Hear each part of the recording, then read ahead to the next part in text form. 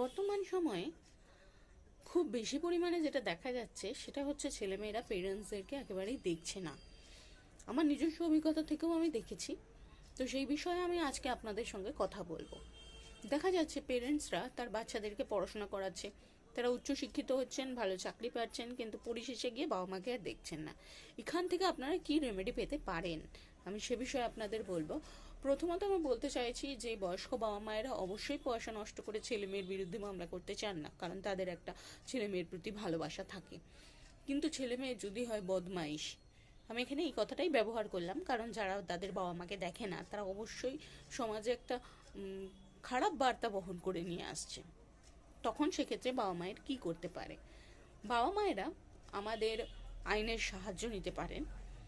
বয়স্ক বাবা মাদের জন্য সে ব্যবস্থা রয়েছে। আমাদের আইনে একটা ধারা আছে, আগে সিআরপিসি ছিল, সেখানে 125-এ মেনটেন্যান্সের ধারা ছিল, কিন্তু এখন সেই ধারার পরিবর্তন হয়েছে। এখন সিআরপিসিটা চলে গিয়ে বিএনএসএস বলে নতুন আইন এসেছে, ভারতীয় নাগরিক সুরক্ষা সংহিতা। এই আইন বলেও সেই মেনটেন্যান্সের মামলা করা যায় এবং বাবা মায়েরা মেনটেন্যান্সের মামলা করতে পারেন। এক্ষেত্রে আমি বলে রাখি যে বাবা মায়েরা যে মামলা করবেন সেই মামলায় খুবই সফলতা লাভ করতে পারেন, কারণ প্রত্যেক ক্ষেত্রেই দেখা গেছে যে বাবা মায়েরা সফল হয়েছেন। তাই আপনারা পিছিয়ে পড়বেন না, আপনারা আপনাদের অন্যায়ের বিরুদ্ধে প্রতিবাদ করুন।